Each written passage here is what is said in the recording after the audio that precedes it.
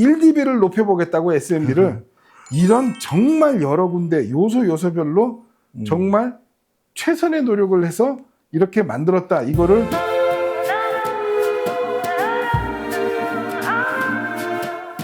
자, 아큐페이즈 E800S 네. 인티앰프요.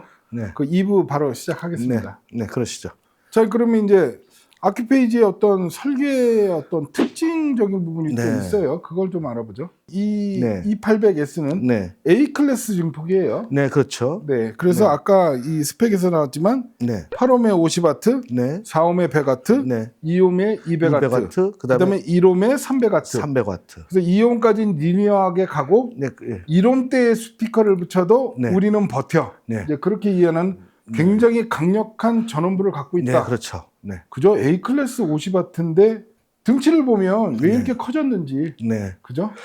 보통 이렇게 등치가 커질 적에는 대부분 전원부가 그렇죠. 강력해지는 거죠. 그러니까 전원부가 강력해지니까 네. 스피커 드라이빙 능력이라든가 네. 견뎌낼 수 있는 부하 이런 네, 부하. 것들이 좋아지는 그렇죠. 거겠죠. 네, 네, 그렇죠.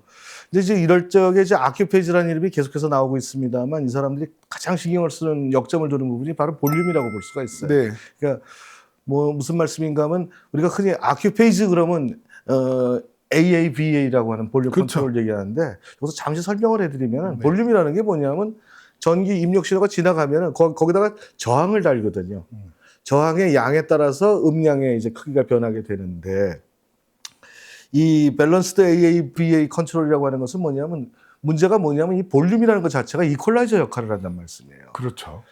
그리고 또 가장 결정적인 것은 뭐냐면 신호의 그 순도라는 관점에서 봤을 때 순수한 순도라는 관점에서 봤을 적에는 이게 볼륨이 상당히 어떻게 보면 좀 제작자 입장에서 거추장스러운 거죠. 그렇죠. 그래서 모든 네. 하이엔드 브랜드들이 볼륨 얘기를 꼭 해요. 안 할 수가 없는 그러니까요. 거죠. 왜냐하면 거기서 어떤 손실이라든지 왜곡이라든지 이런 부분들이 워낙 다양하게 일어나기 때문에 그 볼륨에 대해서 신경을 안 쓸 수가 없는 거죠. 그렇죠. 그러니까 프리앰프, 파워앰프 네. 통틀어서 네, 가장 큰 저항체가 볼륨이다. 네, 네, 제가 그렇죠. 이제 몇 번 그렇게 설명을 네. 드리는데요. 그래서 저도 항상 애호가들에게 이제 그 어떤 컨설팅이나 이런 이야기를 할 때 이런 말씀을 잘 드려요. 어떤 말씀을 드리는가 하면은 항상 음악을 들으실 때 한 두 가지에서 세 가지 정도의 볼륨 포인트를 맞춰놓고 들으시라. 왜냐하면 가장 자기가 편하게 듣는 그 음악이 가장 잘 들려오는 그러한 볼륨 포인트들이 있습니다. 그리고 그 볼륨 포인트는 제가 웬만하면 이렇게 표시를 해놓으라고 그럽니다. 거기다 맞춰서 들으시라. 사실 요즘처럼 이제 옛날 녹음, 뭐 요즘 녹음 이렇게 해서 그 개인치가 다른 그것을 들을 적에 좀 쉽지 않은 면은 있습니다만 그래도 볼륨은 최대한 일정한 볼륨으로 들으시는 것이 오디오 어떤 취미의 즐거움을 갖다 극대화하는, 배가하는 그런 방법 중에 하나라고 말씀을 드릴 수가 있겠습니다. 그렇죠. 이제 볼륨이라는 게 단순히 개인을 조절한다. 뭐 이렇게 봐도 네. 되지만 네. 예를 들어서 이제 포노 앰프에 있는 이제 개인 네. 그 노브 있잖아요. 네.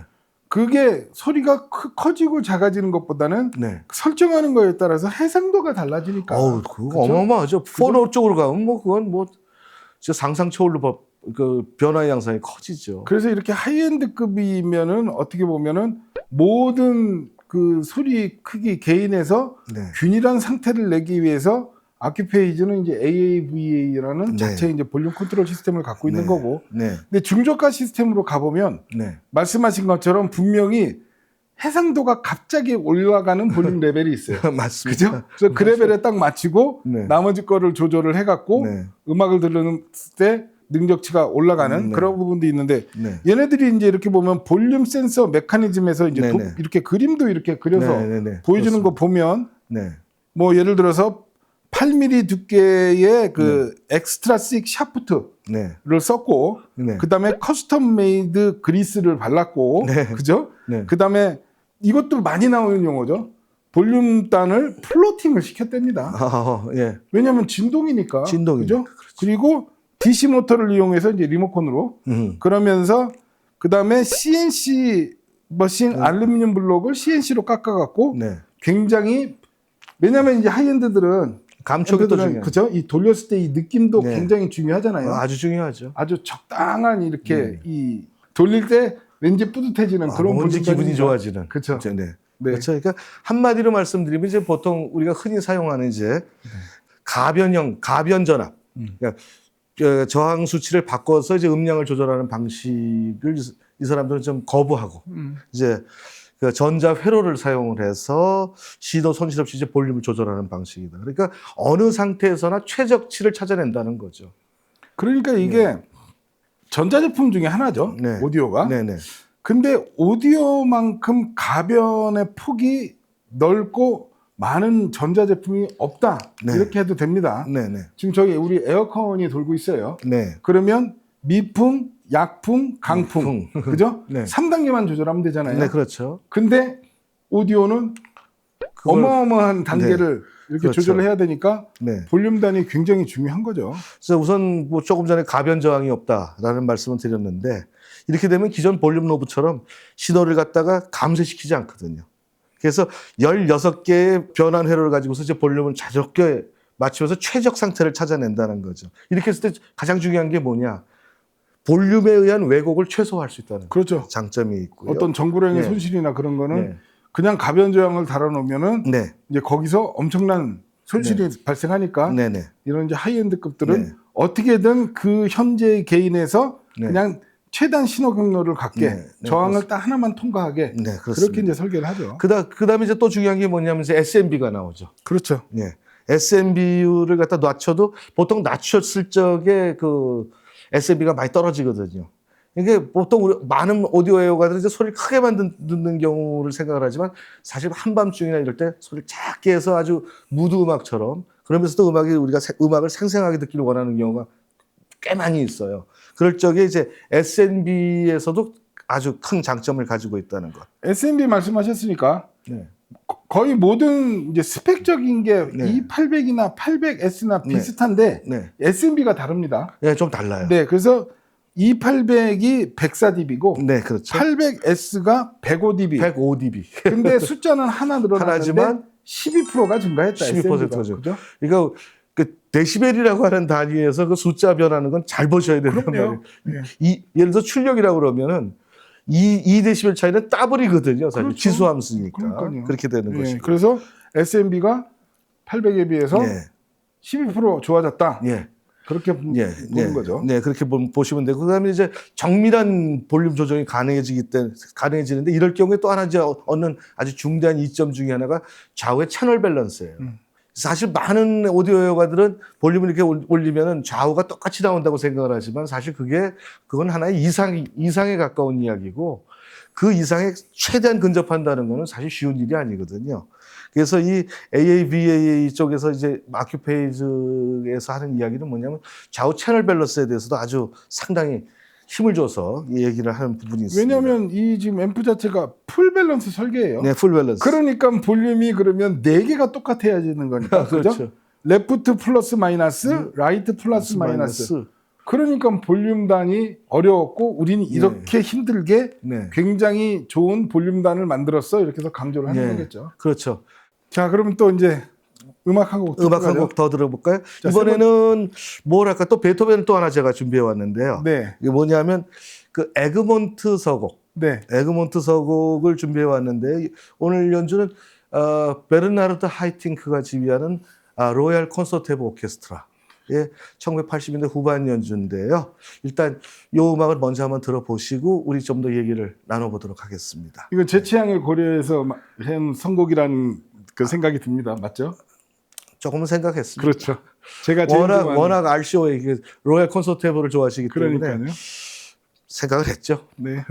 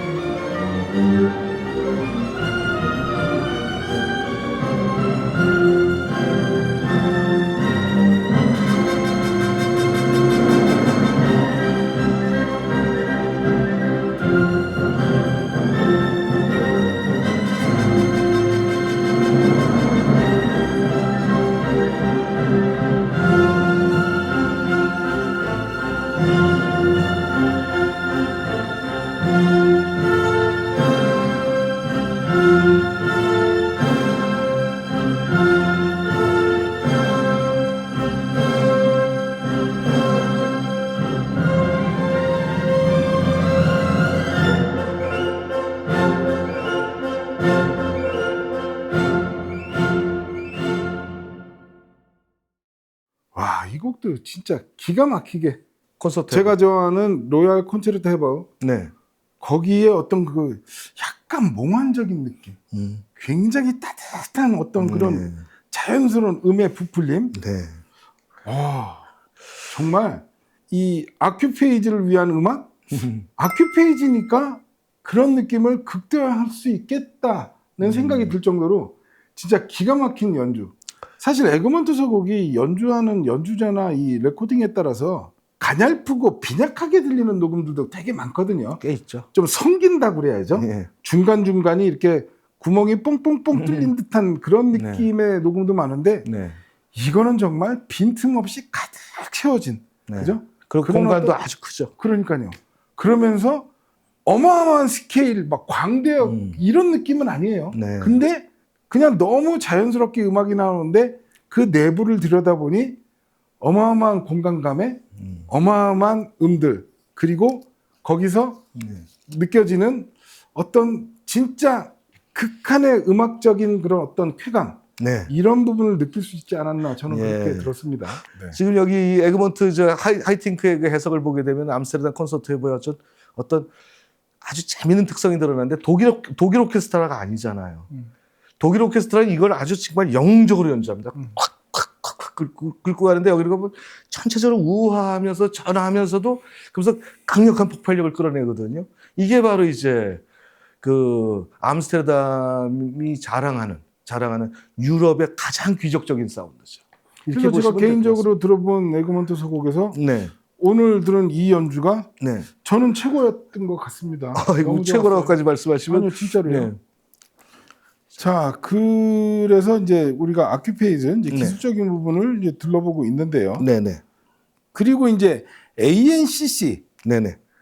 이것도 되게 재밌는 것 같아요. 네네네. 아큐페이즈 노이즈 캔슬링 서킷. 네네. 그렇죠. 노이즈가 문제죠. 그러니까 그렇죠. 위상이 가장 중요한 거고 위상이 틀어지는 원인 중에 하나가 또 노이즈니까. 그렇죠. 네, 그러니까 노이즈를 쫓아내야 돼요. 그렇죠. 쫓아내야 되는데 이 사람들이 또 중요하게 본 게 뭐냐면은 전류와 전압, 예. 변환 회로 쪽에 또 초점을 맞추고 있다는 겁니다. 여기에서 이제 그 노이즈 캔슬링하는 서킷 이름을 뭐라고 ANCC라고 하는 거예요. 아큐페이즈 노이즈 캔슬링 서킷. 이게 여기- 그래서 지금 E800S 등 최신 앰프에 적용되는 네네, 새로운 그렇죠. 기술이에요. 네, 거의 새로운 기술이죠. 네. 네네. 그러니까 여기서도 이제 나오는 기술 설명에 대한 내용은 거의 대동소이합니다. 우선 저왜곡, 저소음, 그 다음에 정밀한 그 전류 전압 변환. 이게 여기서 이제 보통 앰프 설계에서 어마어마한 그런 그 노이즈나 이런 것이 나온다고 하거든요. 거기서 신호의 손실도 일어나고 왜곡도 일어나는데 그걸 최대한으로 줄이고 낮추겠다 하는 그러니까 것이라. 이게 그냥 SMB가 800이 104dB고요. 네. 800S가 105dB예요. 그 1dB 올린다는 게 예. 예전에 제가 2000대 초반에 네. 그 TIL 스피커요. 아, TIL. 네. THIL. 예, 짐 틸. 네. 그 사람 거기 공장 갔을 때 그 개발자분이 뭐라고 그랬냐면 네. 제가 물어봤죠. 그때 이제 틸 스피커가 틸 7.2가 제일 큰 스피커였는데 그게 저역이 27Hz까지가 내려갔어요. 오호, 그래서 대단하다. 왜 너희는 세계 최고의 하이엔드 브랜드 스피커 제조사답게 20Hz까지 나가는 풀레인지급의 스피커를 만들지 않냐 물어봤더니 그 제작자가 저한테 뭐라고 그랬냐면 네. 나는 음악을 듣는 스피커를 만드는 사람이지 집에다 갖다 놓는 트로피를 만드는 사람이 아니다. 네? 맞는 얘기입니다. 어떤 전시물을 만드는 사람이 아니다. 네. 그러면서 그 다음에 한 얘기가 사실 스피커 주파수 1dB 내리는데 개발비가 딱 2배가 들어간다. 그 얘기를 하는 것처럼 정말 이게 극한의 기술이 적용된 제품 같은 경우는 그 숫자 1, 0.1을 바꾸는데 어마어마한 개발비와 기술력을 요하는데 네. 어쨌든 이 회사도 그래서 이 1dB를 높이기 위해서 아까 말한 AAVA 그 다음에 지금 얘기하는 그 ANCC요. 네. 그래서 여기서 지금 보면 얘네들이 또 그림으로 설명해요. 테크놀로지 for 울트라 로 노이즈를 네. 위해서 그죠? 네. AAV를 썼고 네. 그래서 인풋 버퍼 앰프 네. 밸런스드 AAVA 사이드 네. 그 다음에 레프트 서킷, 라이트 서킷 네. 그 사이에 IV 컨버터 위드 ANCC 정말 그 1dB를 높여보겠다고 SMB를 이런 정말 여러 군데 요소별로 정말 최선의 노력을 해서 이렇게 만들었다. 이거를 이런 그림 하나로도 딱 그렇죠. 우리가 이제 네. 엿볼 수 있는 거겠죠. 네네. 그러니까 이렇게 되면 이제 결국 1dB 차이에서 우리가 뭐 이렇게 많이 느낄 수 있어. 그건 들어보지 않으면 몰라요.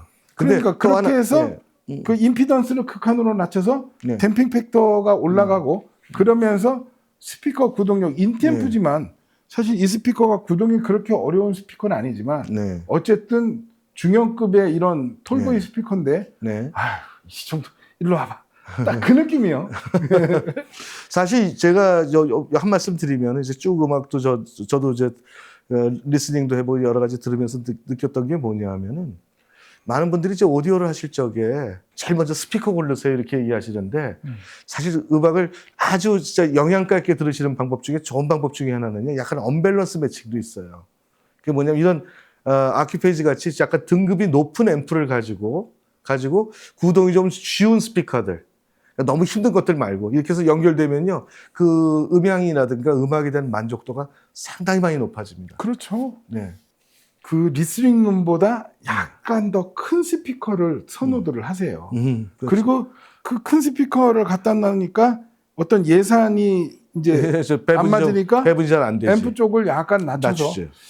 아닙니다. 진짜 최소한 1대1이라고 봐요. 네. 그러니까 예를 들어서 2천만 원이다. 네. 스피커 1,000만 원, 네. 앰프 1,000만 원 이래야 되는데 스피커 한 1,500만 원, 아 예산 모자라네. 그럼 앰프 뭐 그 싸고 출력 좋은 거 없어? 하나 낮춥시다. 그죠? 그래서 이제 500만 원 이래버리면 앰프의 출력 수치는 그냥 참조치도 안 되는 숫자잖아요. 그렇죠. 그죠? 저는 예전엔 그랬어요. 애호가들이 물어보면 지금 1대1로 말씀하셨잖아요. 저는 반대로 얘기를 해주는 경우가 많았어요. 앰프 2, 스피커 1. 그것도 맞죠.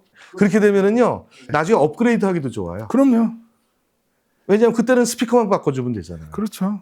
근데 많은 분들이 그걸 뒤집어서 하시더란 말씀이에요. 근데 사실 요것도 이제 일률적으로 얘기할 수 없습니다. 하이엔드로 가면 좀 얘기가 달라져요. 이제 하지만 우리가 적절한 어떤 그 중간 가격대 미들 클래스에서 우리가 오디오에 접근을 할 적에는 이런 계산된 언밸런스 매칭도 상당히 그럼요. 중요하다. 그렇죠. 여기 지금 보면 아큐페이지 설명을 이렇게 보면은요. 네. 내부 회로에서 네. 릴레이, 케이블, 단자, 네. 스피커까지 연결되는 과정에서 저항으로 인해서 손실이 생기고 그렇죠. 그죠? 네. 손실이 생겼다는 얘기는 댐핑 팩터가 떨어진다는 얘기니까 네, 그렇죠. 그래서 이제 리모트 센싱 원격 감지 방식은요. 피드백을 스피커 단자 근처에서 직접 받아갖고 검출을 해서 더 정확한 출력 제어를 하고 네. 거기에 더해서 신호 라인뿐만 아니라 네. 접지 라인까지 감지하는 피드백 구조를 구성하는 회로까지 네. 집어넣어갖고 거의 진짜 글쎄요. 항상 이제 일본 제품 하면 오타쿠라는 단어가 저는 그냥 떠오르는데 제가 그때 에소테릭 사장 왔을 때도 네. 너희는 오타쿠 같구나 그랬더니 네. 고개를 갸웃하면서 우리가 말하는 근데 오타쿠라는 단어가 일본에서는 굉장히 좋은 뜻으로 어쨌든 장인 정신 하나로 네. 그죠? 그렇죠. 그러니까 그냥 대충 뭐 하나 새로 만들어서 야 우리 신제품 좀 출시할 때 되지 않았나? 네. 그러면 야 그냥 요 앞에 VU 메타 좀만 네. 키우고 네. 약간 커졌어요. 네, 커졌어요. 색깔도 좀 바꾸고 야 뒤에 단자 스피커 터미널 하나 더 다를까? 네, 뭐. 트라이 아이런 컬? 네. 네. 이런 게 아니었다는 거죠. 전혀 다르죠. 정말 그거는 앰프 국내에 있는 제작자분들도 만나서 이렇게 얘기를 해보면 네. 프라이드죠. 프라이드죠. 그럼요. 그러면서 절대로 자기가 만족할 만큼의 어떤 업그레이드나 변화가 아니면 네. 절대 모델명 안 바꿉니다. 안 바꾸죠. 예, 그냥 같은 모델명으로 네. 계속 내부에 조금씩 마이너 업그레이드를 해서 야, 이 정도 업그레이드면 굉장한 건데 네. 우리 모델명 좀 뭐 네. 뒤에 SE를 붙이든가 뭐 해서 해볼까? 그게 그냥 그 제조사에서 네. SE로 바꾸면 좀 팔리겠지? 네. 그렇게 붙이는 게 아니더라고요. 아니죠. 정말 어떻게 보면 그 사람들은 명예니까. 네. 그럼요. 그러니까 여기서 이제 바로 그 일본 사람들 특유의 어떤 그 개선, 그런 그죠? 계량, 그 정신이 그렇죠? 나오는 거죠. 네. 알겠습니다. 그럼 네. 이제 마지막 곡. 마지막 곡. 예, 뭐죠? 우선 오늘 마지막 곡은 폴 사이먼의 그 1975년도 앨범인데요. 그러니까 독립하고 난 다음의 앨범이죠. 앨범 타이틀은 Still Crazy After All These Years라고 하는 그런 앨범 타이틀인데 여기 노래 제목이 재밌어요. 50 Ways to Leave Your Lover. 당신의 사랑하는 이로부터 떠나는 50가지 방법. 이런 건데 일단 한번 음악을 들어보시고 한번 우리 얘기를 나눠보면 좋겠는데 음악이 좀 아주 재밌게 되어 있습니다. 한번 들어보시죠.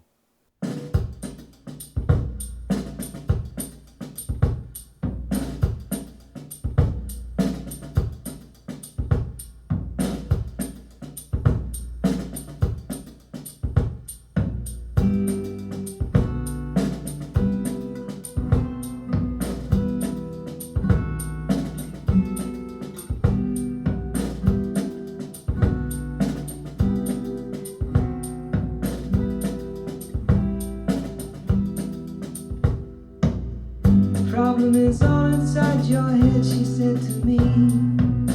The answer is easy if you take it logically. I'd like to help you in your struggle to be free. There must be 50 ways to leave your lover. She said it's really not my habit to intrude. Furthermore, I hope my meaning won't be lost or misconstrued. But I'll repeat myself. At the risk of being crude, there must be 50 ways to leave your lover. 50 ways to leave your lover. You just slip out the back, Jack. Make a new plan, Stan. You don't need to be coy, Roy. Just get yourself free. Hop on the bus, Gus. You don't need to discuss much. Just drop off the key, Lee, and get yourself free. Slip out the back, Jeff. Make a new plan, Stan. You don't need to be coy, Roy. You just listen to me. Hop on the bus, Gus. You don't need to discuss much. Just drop off the key, Lee, and get yourself free. 지금 폴 사이먼의 지금 그 앨범을 노래 들어보셨는데 어떻게 들으셨나 모르겠습니다. 우리가 이제 이 노래 특히 방금 전에 댐핑 팩터 얘기를 막 했었어요. 네, 그렇죠. 그렇죠. 네. 댐핑 팩터의 진가가 이 곡에서 나왔죠. 네. 초저역이 이렇게 툭툭 떨어진단 말이에요. 네. 제가 또 중요하게 생각하는 요소요. 네. 에퍼틀레스요. Effortless. 힘들이지 않고. 힘들이지 않는 발성. 그렇죠. 툭툭 던져대듯이 킥드럼이겠죠. 네. 킥드럼이 이 일반적인 음악보다 훨씬 초저역을 좀 치는 드럼이에요. 여기서 큰 북을 썼을 거예요. 그냥 툭툭 떨어지는데 아휴 진작에 이런 것 좀 틀어주지. 내가 진짜 그동안 나의 본 모습을 못 보여줬는데 네. 하면서 정말 힘들이지 않고 그냥 툭툭 던져내는 이 느낌이 너무 좋고 네. 거기에 대비해서 이 폴 사이먼의 목소리가 네. 처음에는 저 처음 듣는 곡이에요. 예. 처음에는 여자 가수인 줄 알았어요. 목소리가 가늘어요. 그죠? 얇아요. 그 굉장히 미성이잖아요. 네. 폴 사이먼이. 그 미성의 표현이 아까 제가 말씀드린 아큐페이지 음의 특징, 그 입자감. 네. 그 입자감이 더해지고 살아나면서 정말 매력적인. 아, 폴 사이먼이 미성이었는데 네. 어떻게 보면 예전에 그냥 제가 기억한 폴 사이먼은 오히려 약간 가식적인 목소리였구나. 예? 약간 네. 예쁜 척하는 목소리였다면 지금 이 곡에서의 폴 사이먼은 이 사람이 정말 미성을 갖고 있는 가수였구나. 네. 그걸 새삼스럽게 깨닫게 됐습니다. 네. 참고로 말씀드리면 이 음반은 1976년에 그래미에서 올해의 음반상을 받았어요. 요 녹음이 이제 아주 특별한 이유 중에 하나는 이 녹음의 이제 프로듀서가 필 라몬이라는 남아프리카 출신의 그 프로듀서인데 원래 음악가이기도 하고요. 이 사람이 이제 차린 그 잭 아놀드라는 사람하고 차린 스튜디오가 뉴욕의 A&R이라는 사운드 스튜디오예요. 예, 사실 요 앨범 이전에는 폴 사이먼이 어디로 가서 녹음을 했냐면 엘라베마로 가서 그 머슬 숄즈에 가서 녹음한 코다크롬 들어있는 앨범이 그 머슬 숄즈에서 한 거고요. 그 다음으로 올라와서 이제 1975년에 만든 이 Still Crazy After All These Years 앨범은 뉴욕으로 들어온 거예요. 뉴욕으로 들어와서 필 라몬하고 작업을 했죠. 필 라몬하고 같이 작업한 유명한 아티스트가 누구냐면 요 무렵에 바로 빌리 조엘이에요. 그러니까요. 그 말씀하시니까 네. 그 폴 사이먼의 음악이 레코딩 스튜디오에 따라서 완전히 예. 상반되는. 그러니까 바로 이 시기가 어떤 시기냐면 폴 사이먼이 이제 독립을 해가지고 자기만의 독자성을 찾기 위해서 미국 전역에 와서 유명 스튜디오를 다 돌아다닙니다. 그래서 이제 뉴욕에 와서 A&R 스튜디오로 와서 필 라몬과 같이 하면서 진짜 이 위대한 앨범, 사실 진짜 위대한 앨범입니다. 그 제가 하나만 좀 아까 말씀하신 부분에서 제가 좀 첨언을 해드린다면 그 effortless voicing이라고 하는 거, 힘들이지 않는 발성에서 참 이게 어려운 부분이라는 것이 뭐냐면 내뱉기도 하면서 절제가 돼 있어야 되거든요. 이 두 가지의 조화를 어떻게 이뤄내느냐. 사실 이게 저는 오디오 재생에서 우리가 특히 페이스, 리듬 페이스를 얘기할 때 가장 전 중요한 요소라고 보거든요. 그렇죠. 어떤 음악을 들어보면 다 들은 것 같은데 야 이거 언제 이렇게 다 지나가 버렸지 하는데 어떤 음악을 또 어떤 시스템 소리를 들어보면 전에는 아주 경쾌하게 들었는데 너무 더 지루하게 들리는 수도 있어요. 그렇죠. 힘이 드는 경우도 있어요. 그게 이제 리듬 앤 페이스죠. 네, 그렇죠. 그죠? 리듬 앤 그죠? 페이스죠. 우리가 페이스. 음악을 들을 때 어떤 그 리듬감이 살아나고 고역, 중역, 저역이 진짜 네, 결국에 그게 페이지잖아요. 네, 모든 페이지가 일치하고 타임 얼라이먼트가 딱 이루어졌을 때 우리가 리듬감을 느끼고 그게 리듬 앤 페이스고 그 리듬 앤 페이스에 의해서 우리가 음악에 몰입할 수 있고 네. 그렇게 되는 거겠죠. 그러니까 악기 페이지에서 우리가 가장 우리가 주목해서 봐야 되는 부분이 뭐냐면 개성이 없는 것 같은데 분명히 악기 페이지만의 소리가 있거든요. 그건 뭐냐? 절대적인 균형감이에요. 그 다음에 정확성. 이 두 가지가 결합이 돼가지고 바로 그것을 가지고서 악기 페이지 이건 바로 우리 소리야. 우리의 필라소피아라고 말하는 것이 아닌가. 저는 그런 생각이 듭니다. 그러니까 완벽함을 추구하는 브랜드가 아큐페이지였구나. 네. 그걸 오늘 다시 한번 확인을 했고요. 정리하는 수순에서 네. 사용자의 편의성도 그렇다고 간과하지 않습니다. 아, 그렇죠. 뭐 예를 들어서 모 브랜드 같은 경우는 우리는 밸런스 출력이 소리가 좋아 해서 밸런스단만 네. 출력단을 해놓는다든가 네. 우리는 언밸런스가 소리가 좋아 네. 해서 언밸런스단만 다 해놔갖고 갖고 있는 케이블을 뭔가 어댑터를 쓰든가 바꿔야 되는 번거로움을 주는 그런 불편함을 주는 브랜드도 있지만 아큐페이지 같은 경우는 어찌됐든 이 사용자의 편의성 그래서 예를 들면 헤드폰 앰프도 내장이 되어 있어요. 네, 아주 좋은 게 그래서 들어가 있어요. 순수한 아날로그 헤드폰 앰프 회로를 별도로 해갖고 네. 헤드폰 앰프도 상당히 지금 중요한 내장이 되어 거죠. 있고 확장 슬롯도 있어요. 확장 슬롯도 가지고 그래서 있어요. DAC나 포노 스테이지도 네. 모듈로 이건- 추가할 수 있고 그러니까 예를 들어서 여기에 포노 모듈을 추가하면 이제 턴테이블까지 연결할 네. 수 있는 가능해지는 거죠. 정리를 하면 완벽함을 추구하는 아큐페이지의 새로운 인티앰프인데 원하면 DAC나 포노까지 네. 연결할 수 있는 확장성까지 갖춘 예. 지금 거기 참 잘 정리를 해주셨는데요. 제가 거기다 좀 사용자의 편의성과 관련해서 한두 마디만 더 붙여드리면은 이게 이제 일본 앰프들의 특색이기도 한데요. 아큐페이지도 하이엔드를 추구하면서도 사용자의 편의성을 추구한다는 얘기는 뭐냐면 톤 컨트롤이 잘 돼요. 그렇죠. 그걸 가지고 있어요. 보통 이제 우리가 미국이나 이제 구미의 뭐 여러 하이엔드 그 앰프 메이커들 보면 볼륨만 가지고 있는 경우가 많은데 참 이거 나쁘다는 의미가 아닙니다. 그러자면 사실 그 좋은 소리 얻기 위해서 지금 막 뭐 이것도 해야 되고 저것도 해야 되고 하는데 이 일본제 앰프들 특히 아큐페이즈가 가지고 있는 어떤 이 톤 컨트롤 회로를 실제로 활용을 해보면요. 내 방에서 뭐가 좀 부족해. 그럼 맞춰주면 절묘하게 또 맞아 떨어지거든요. 아큐페이지가 또 이제 채널 디바이더부터 시작해서 네. 멀티앰핑부터 네. 룸 이퀄라이저까지 네. 그런 쪽에 기술력이 있으니까 네. 만약에 완벽을 추구한다면 톤 컨트롤에 의해서 손실되는 해상력을 감안한다 그러면 안 달겠죠. 네, 그렇죠. 근데 이제 그쪽 기술력이 워낙 탄탄하니까 워낙 탄탄하니까. 아무렇지도 않게 그래서 맞춰서 이제 들을 수 있게 네, 간혹가다 이제 일본 앰프들에 대해서 일본 앰프들이 그 뭐 톤 컨트롤이나 이런 걸 달고 있는 것을 놓고서 좀 야 이거 좀 문제 있는 거 아니야 이렇게 말씀하시는 약간 분들, 결벽이죠. 예, 결벽증을 가지고 계신 분들이 있으신데 저도 그걸 알고 있습니다. 하지만 이 오디오에서 앰프라고 하는 것은 단순히 어떤 그런 극단적인 것만 추구하는 건 아니거든요. 사용자의 편의성을 갖다 충분히 고려할 수 있는 것도 저는 충분히 가치 있는 것이라고 생각을 그럼요. 하고요. 그런 필요한 의미에서 사람한테는 네. 굉장히 유용한 기능일 수 있고. 그럼요. 자, 오늘은 이거 어떻게 편집을 해야 될까? 우리 편집자가 걱정이 되는 네. 그런 생각을 하면서 제가 이번에는 오면서 두 번째라서 이번에 좀 일을 좀 편하게 하도록 제가 잘 해봐야 되겠다 그랬는데 우리들이 만나면 안 되는 것 같아. 아무튼 네. 그 하이파이 클럽 향동 시청실 여기가 제2 시청실입니다. 여기서 또 진행을 해본 그 박성수 리뷰어님과 함께 아큐페이즈 E800S 신형 인티앰프에 대해서 알아봤습니다.